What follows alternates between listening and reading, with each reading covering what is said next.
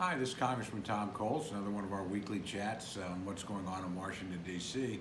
I want to begin with something that's not happening in Washington, D.C., but frankly, the problem is centered here, and that's the Biden border crisis that we're experiencing right now. You know, the reality is 2 months ago, the border was under control. President Biden, through a series of executive orders and changes in policy, lifted many of the safeguards that former President Trump had put into place to secure that border. He also stopped building the border wall. He also stopped deporting people who had crossed the border illegally for 100 days, including people, by the way, that had records as convicted criminals. Well, the outcome and the result of those actions was very predictable, and we're seeing them now. Basically, President Biden turned the green light on and invited millions of people to come across our borders. And believe me, millions of people are now beginning to consider that possibility that we're not thinking about it 3 months ago. And thousands of them are acting on that and coming across the border every single day. Our Border Patrol has been overwhelmed. We don't have sufficient facilities to house unaccompanied minors and people that are coming here. The population's largely being released into the country without any safeguards, frankly, without being tested for COVID-19, even though we know that about 1 out of every 10 of those illegal immigrants actually is bringing COVID-19 into the country. It is an amazingly bad example of executive leadership by President Biden. And this was all predictable. This is a crisis of his own making. And I think it's something Congress is going to be grappling with for quite some time. It's disappointing to watch the administration deny that there is a crisis. As a matter of fact, if you follow the media, they'll talk about a challenge, or they'll try to blame President Trump or the last administration. The reality is the border was under control when President Biden took office. It's out of control now that he's been in office essentially 2 months. So I think they ought to step up to the plate, take responsibility, and start listening to people that secured the border in the past and following common sense measures to discourage and prevent illegal immigration into our country. And by the way, that illegal immigration comes not with just people flooding into the country, but with human traffickers and drugs as well, both of which are reaching unprecedented numbers along the entire southern border. So it is an example of extraordinarily bad judgment by the president. He and his administration need to move quickly to correct that problem. Here in Washington, D.C., it's been a disappointing week in many ways. We've had some really bad bills. We had a couple of bills on immigration.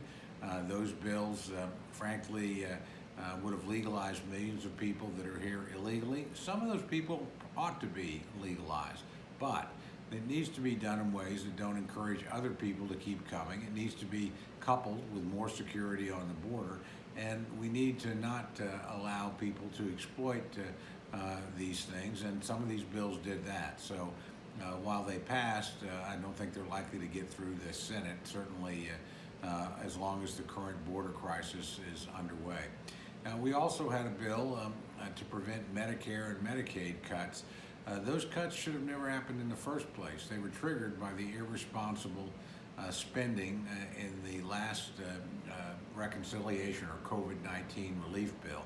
There's more than enough money in those bills, by the way, that's being wasted to offset any cuts. The legislation passed, but, and I think will probably pass the United States Senate. But again, this is just another example of Democrats putting things on the credit card rather than actually dealing with the problem and offsetting cuts with unnecessary spending that could have been directed to sort of plug the holes in the Medicare budget, if you will. There was also an important piece of legislation which I supported, but which I have some concerns about the manner in which it's written, and that's the Violence Against Women Act. I've been a strong supporter of that legislation ever since I got into Congress. We reauthorize it every 5 years. It provides really critical support for battered women's shelters, for law enforcement dealing with domestic violence and sexual assault, for the victims of those horrific crimes. It also has expanded powers amongst Native American nations so that they can actually deal with the horrific problem of rape and domestic violence on Indian reservations. I worked hard to get those measures into the bill several years ago.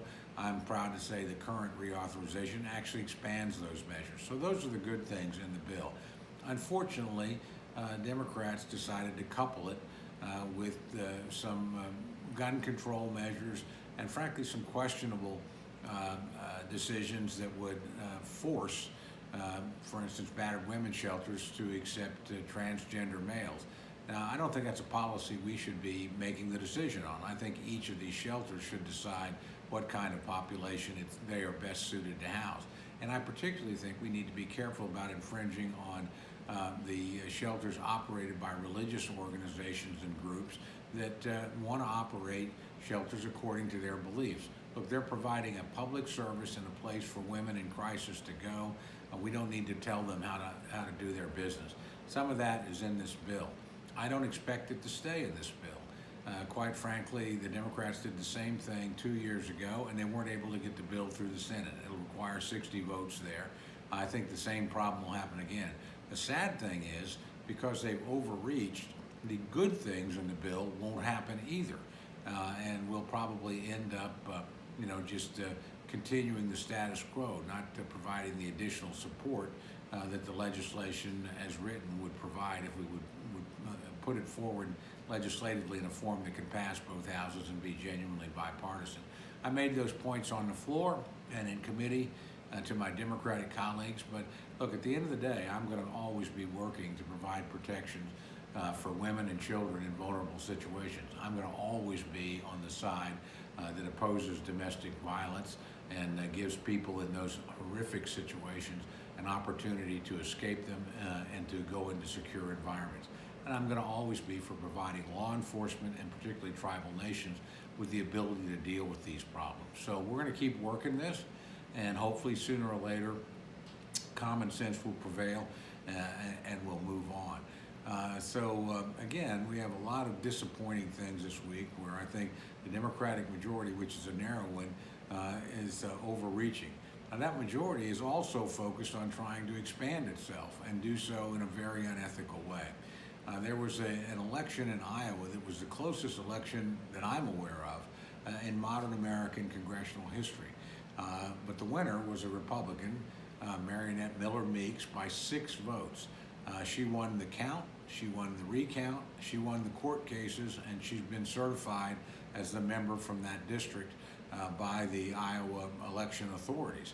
However, under the Constitution, the final arbiter of the membership of Congress is Congress itself. We have the right to exclude people and literally change election outcomes if there's a protest filed. In this case, the losing candidate filed a protest. Now, that candidate, by the way, wouldn't go into the court system in her own state and actually risk her case in front of her fellow Iowans. She came here and put it in front of a committee, the administration committee, where the Democrats have a 2-to-1 majority, 6 Democrats to 3 Republicans. They're looking at this election now. It would be a travesty if Representative Meeks, who's already, by the way, been sworn into Congress, been up here doing her job, put a very important piece of legislation on the floor last week, a very important provision that would have forced the Biden administration to actually test illegal immigrants for COVID-19 before releasing them. She's doing her job, and she shouldn't have to worry about being removed in a partisan move by Speaker Pelosi. And rest assured that if she is removed, it will be Speaker Pelosi that removed her, because Speaker Pelosi appoints every one of those 6 Democrats to the House Administration Committee. So that's one we're watching. I think every Republican member in the House is watching. We intend to protect our colleague who won the election fair and square, and hopefully over time our Democratic colleagues will see it that way as well and not go through with any effort or support any effort to deny Representative Meeks her seat. Let me end on a little more hopeful note. It's National Reading Month this month, and I would encourage you to do some reading. We have a long list of what we think are excellent suggestions for you in our Book of the Month, so to speak, club, where I say what I happen to be reading on a monthly basis, and check that out. I think you'll find a lot of good titles. More importantly, whatever it is that you enjoy, whether it's history, whether it's science, whether it's literature, whether it's poetry, take time to read. It's one of God's great gifts to us, and one of your guaranteed. And fortunately, you live in a country where you can read just about anything you want to read. So I would urge you to take the opportunity. And for those of you that are engaged in education, who have given all of us the precious ability to read, our teachers and our professors, I just want to thank you from the bottom of my heart. I remember learning to read as a child changed my life. One of the things I'm proudest of about my son is he's a teacher in the public school system, and he helps young men and women learn how to read and learn how to develop academically. Again, it's a great gift, but it doesn't end when school's over. So for those of you like me that are sort of beyond your formal schooling, you can continue to learn, you can continue to enrich your life, and you can continue to enjoy the wisdom of the ages. Take time, pick up a book, and read it.